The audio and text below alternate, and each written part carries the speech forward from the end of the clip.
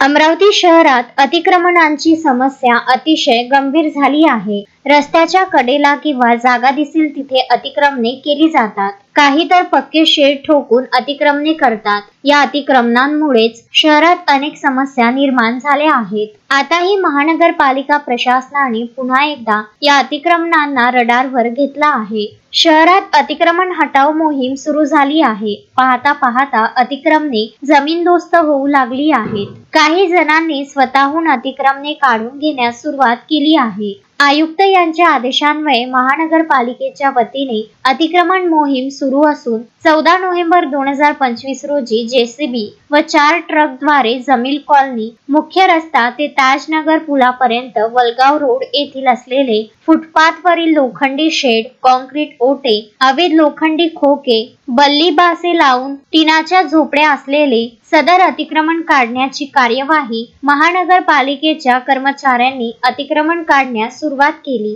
जोपर्यंत शहरातील रस्ते व फुटपाथ मोकळे होणार नाही तोपर्यंत ही अतिक्रमणाची कारवाई सुरू राहील।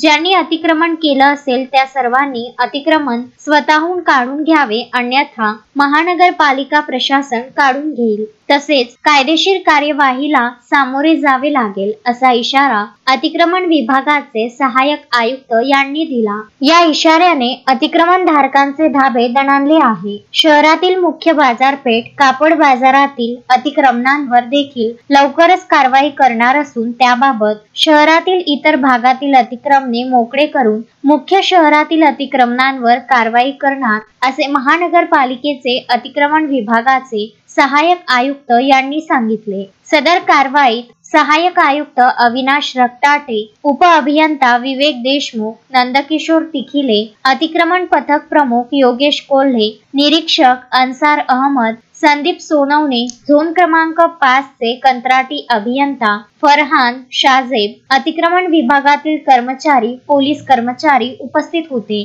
शोएब खान, विदर्भ न्यूज, अमरावती।